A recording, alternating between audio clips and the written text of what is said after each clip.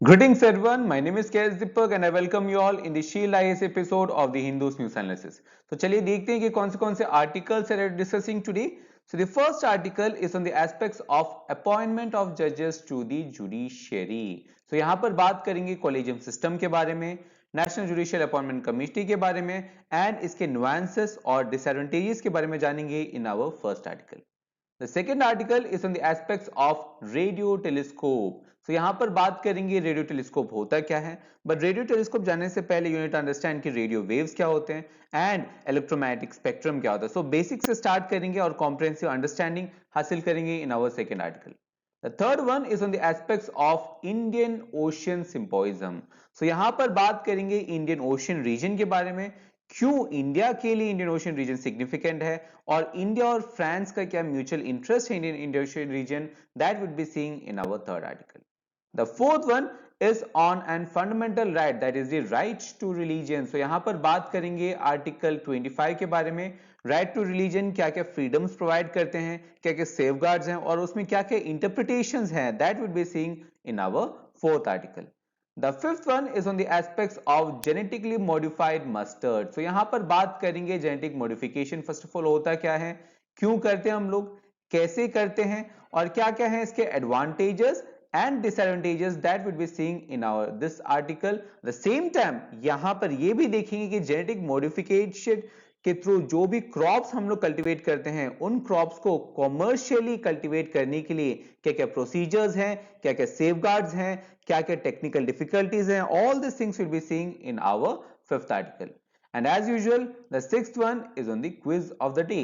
So let's start the first one, that is on the aspects of NJAC. अब यहां पर national judicial appointment commission के बारे में कमेंट्स आया है फ्रॉम सुप्रीम कोर्ट, बट इस कमीशन को जानने से पहले इस कमेंट को समझने के लिए you need to understand the basic aspects of collegium system and how the जजेस are appointed to the judiciary.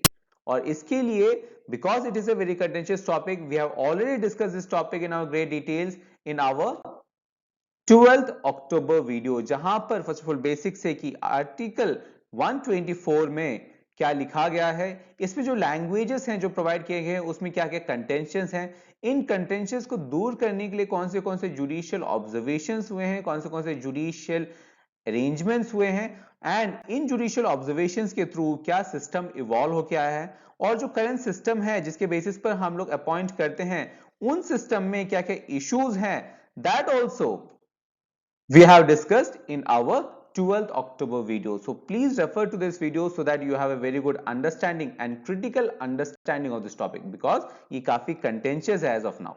With that clarity, now let's move to our next article. That is on the aspects of radio telescope. अब यहाँ पर इस article में there is a mention of a telescope known as Saras 3 telescope. अब इस telescope को समझने के लिए, रेडियो टेलीस्कोप के एडवांटेजेस को समझने के लिए, उसके सिग्निफिकेंस को समझने के लिए we to start with the basics. So let's start from the basics itself. So in the electromagnetic spectrum अगर हम देखें, so there are this visible light के लेफ्ट की तरफ we are having infrared, then microwaves and then radio waves. At the same time visible light के right की तरफ जाए अगर हम लोग फ्रीक्वेंसी जो है वो इंक्रीज करे, then we find the ultraviolet, X rays and gamma rays. अब जैसे जैसे फ्रीक्वेंसी बढ़ती जाती है वैसे वैसे उसकी जो एनर्जी है एनर्जी भी बढ़ती आती है एंड उसकी जो वेवलेंथ है wavelength is inverse, so wavelength decrease होती जाती है. अगर हम लोग रेडियो वेव्स की बात करें, सो रेडियो वेव्स में we are having an wavelength of around 10 to the power 2 meters. The same time जो फ्रीक्वेंसी है that is the range of 10 to the power 8 hertz. अब ये जो रेडियो वेव्स हैं इसको हम लोग काफी सारे एप्लीकेशंस में यूज करते हैं. फॉर एग्जांपल जो हम लोग कम्युनिकेट करते हैं, एट द सेम टाइम जो एएम रेडियो है यहां पर हम लोग जो फ्रीक्वेंसी यूज करते हैं those waves are known as radio waves. अब इस रेडियो वेव्स को यूज करते हुए जो टेलीस्कोप हम लोग यूज करते हैं that is known as radio telescope. अब बात करते हैं सारस 3 रेडियो टेलीस्कोप है क्या. सो जैसे मैंने डिस्कस किया रेडियो वेव्स क्या है, so radio waves are the longest wavelengths in the electromagnetic spectrum. अब इसका जो रेंज है, अगर आप रेंज की बात करें, so their range is from the length of an football to larger than our planet. So it is having a very broader range. और यहां पर अगर फ्रीक्वेंसी की बात करें, so you must have noted जो फ्रीक्वेंसी है हम लोग उसकी जो यूनिट है that is hertz. So ये जो यूनिट है that is named after a personality known as Heinrich Hertz, जो कि इसके एग्जिस्टेंस को प्रूव किए थे in the year 1880s. अब ये जो रेडियो वेव्स को यूज करते हुए जो टेलीस्कोप हैं जहां पर हम लोग इसको अप्लाई करते हैं, those telescopes are known as radio telescopes. So ये रेडियो टेलीस्कोप्स होते क्या हैं? जैसे नॉर्मल टेलीस्कोप्स आप किसी दूर की चीजों को देखने के लिए यूज करते हैं, सिमिलरली रेडियो टेलीस्कोप जो है वो रेडियो वेव्स को डिटेक्ट करते हैं. So radio telescope collect weak radio light waves and brings them into focus, उसको एम्पलीफाई करते हैं और उसको एनालाइज करने लायक बनाते हैं. अब इससे क्या फायदा होता है? इससे फायदा यह होता है कि जो स्टार्स हैं, जो गैलेक्सीज हैं, ब्लैक होल्स हैं, जो कि आपसे लाइट ईयर्स दूर हैं, उनसे जो निकलने वाली एनर्जी है जो कि आपके पास पहुंचते पहुंचते रेडियो वेव्स के रेंज में आते हैं, उन्हें आप डिटेक्ट करते हो ताकि उनसे निकलते हुए एनर्जी को एनालाइज करें और जो ऑब्जेक्ट्स हैं उसे आप एनालाइज कर पाए.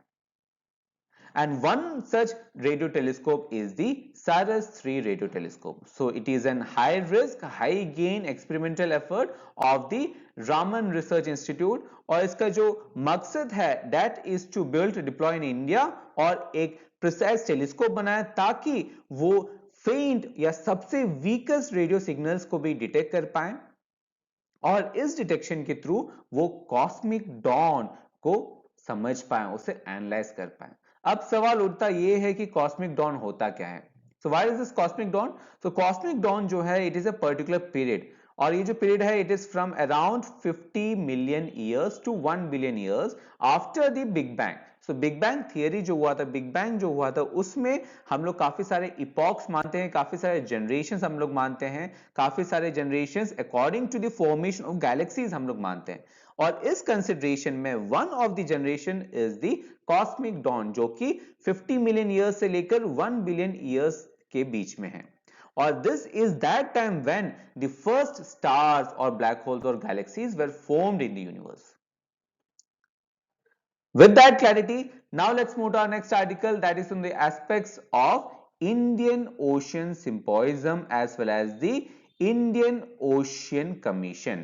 अब यहां पर दो ऑर्गेनाइजेशंस है जिसका जिक्र इस आर्टिकल में किया गया है और इस ऑर्गेनाइजेशन के सिग्निफिकेंस को जानना काफी इंपॉर्टेंट है. सो let's start one by one. So the first one is the Indian Ocean Naval Symposium. So क्या है Indian Ocean Naval Symposium? So it is एक voluntary और inclusive initiative है जिसका मकसद यह है कि वो bring together करें navies of Indian Ocean regions littoral states. So Indian Ocean region के surrounding जितने भी states हैं उनके navies के बीच में एक come together एक collaboration है and that is known as the Indian Ocean Naval Symposium. और इनका जो मकसद है that is to increase the maritime cooperation as well as the regional security. Regional security को enhance करने का मकसद है यहाँ पर priority. At the same time इसके साथ साथ उनका जो मकसद है there is also to provide humanitarian assistance and disaster relief. So इनका जो मकसद है they have grown out, इनका जो horizon है वो broaden हुआ है, they have increased the mandate over the years. अगर इसकी चेयरमैनशिप की बात करें so every country holds the chairmanship for a period of 2 years and India has also held the chairmanship in the period 2008 to 2010. As of now, France is holding the chairmanship from June 2021, so they will be continuing till June 2023. अगर member nations की बात करें so this organization is having 24 member nations जो कि Indian ocean region के surrounding में है. At the same time there are lot of observer nations also. So अगर इस नेशंस को मेंबर्स को अगर हम लोग को क्लासिफाई करना है so we can classify them according to their geographical locations. For example there some nations जो कि साउथ एशियन में है so we have segregated them and we call them as South Asian littoral states. Then West Asian are there, East African and Southeast Asian and Australian littoral states. So a lot of states have been segregated based on the geographical spread to have a better understanding of this organization. With that clarity, now let's move to our next aspect that is on the Indian Ocean Commission. अब Indian ocean symposium तो देख लिए, similarly Indian ocean commission क्या है? So Indian ocean commission जो है it is an organization and it is an intergovernmental organization of 5 African island nations. So please remember यहाँ पर India is not a member, it is an organization of 5 African island nations. It was formed in the year 1982 और its secretariat is in Mauritius. इसका जो chief objective है is to foster ties of friendship among the member countries और solidarity भाईचारा जो है वो बढ़ाए in the island countries of the African Indian ocean. Now the interesting feature here is both these organizations are related to the Indian Ocean itself. यहाँ पर कितने members हैं? Exactly 5 members हैं. For example, there is this Comoros, Madagascar, Mauritius and Reunion. Now Reunion is an island of very strategic importance और ये जो Reunion island है it is under the control of France और India is an observer of this commission. So please remember India is not a member but is having an observer status to this commission, as well as United Nations is also having observer status to this commission. With that clarity, now let's move to our next article, that is on the aspects of right to religion. अब यहाँ पर काफी सारे comments हैं जो कि home ministry की तरफ से आ रहे हैं. सो होम मिनिस्ट्री यहाँ पर कहते हैं कि जो राइट टू रिलीजन में जो वर्ड प्रोपोगेट है it does not include the right to convert. इसे समझने के लिए let's start with the article itself. Let's take article 25. So article 25 of the constitution ये कहता है there is freedom of conscience and free profession, practice and propagation of the religion. अब यहां पर सवाल यह उठता है कि इस प्रोपोगेशन का मतलब क्या है. Now there is a lot of contentions behind this word propagation itself. Now ये जो प्रोफेशन है, प्रैक्टिस है, प्रोपोगेशन है, it is already under scrutiny. There is a lot of subjectivity है क्योंकि it is subject to public order, morality, health, law and order. इस सबसे related है profession, practice and propagation. At the same time यहां पर जो propagation है it is having a lot of different perceptions, point of views. यहां पर home ministry का कहना यह है कि ये जो प्रोपोगेशन है, प्रोपोगेशन का मतलब you can have your own choice when it comes to the religion but you cannot convert them. At the same time you cannot forcefully convert them. This is a recommendation, this is a comment coming out of the home ministry, as well as similar observations has also been taken from the Supreme Court's earlier benches itself. So with that clarity, now let's move to our next article, that is on the aspects of genetically modified mustard. अब यहाँ पर जो genetic modification है, it is a very important topic when it comes to the science and technology. और इसीलिए we have already covered this topic in our great details in our 27th October video, जहां पर first of all basic से कि first of all genetic modification होता क्या है, क्यों करते हैं हम लोग जेनेटिक मॉडिफिकेशन, इंडिया का क्या स्टेटस है जेनेटिक मॉडिफिकेशन में, जेनेटिकली मॉडिफाइड मस्टर्ड होता क्या है, जेनेटिकली मॉडिफाइड मस्टर्ड में कौन से जीन्स है जो हम लोग अल्टर कर रहे हैं या चेंज कर रहे हैं, और इनमें क्या क्या एडवांटेजेस हैं और क्या क्या डिसएडवांटेजेस है, that also we have discussed in our 27th October video. So please refer to this video so that you have a very good comprehensive understanding of this topic. With that, now let's move to our next aspect, that is the quiz of the day. So the first question is with regards to the multilateral groupings. So यहाँ पर 4 groupings हैं और इन groupings में किन groupings में Australia and India are the members, that is the first question. And the second question is with regards to the 5th schedule and the 6th schedule. So please refer to these questions, please try to answer these questions. ये जो questions हैं they are based on current affairs, so they are very important. So इनको answer करें और इनके जो answers हैं along with the explanations would be provided to you in the form of PDF, जिसका जो link है वो आपको वीडियो के डिस्क्रिप्शन में मिल जाएगा. As well as जो PPT है जिसके ऊपर हमने एनालिसिस किया, that also in the form of PDF you will get a link in our video's description also. So please refer to those articles. With that, stay tuned for more content, study hard, work hard, but most importantly, stay safe. We'll be doing the same for you guys. See you tomorrow.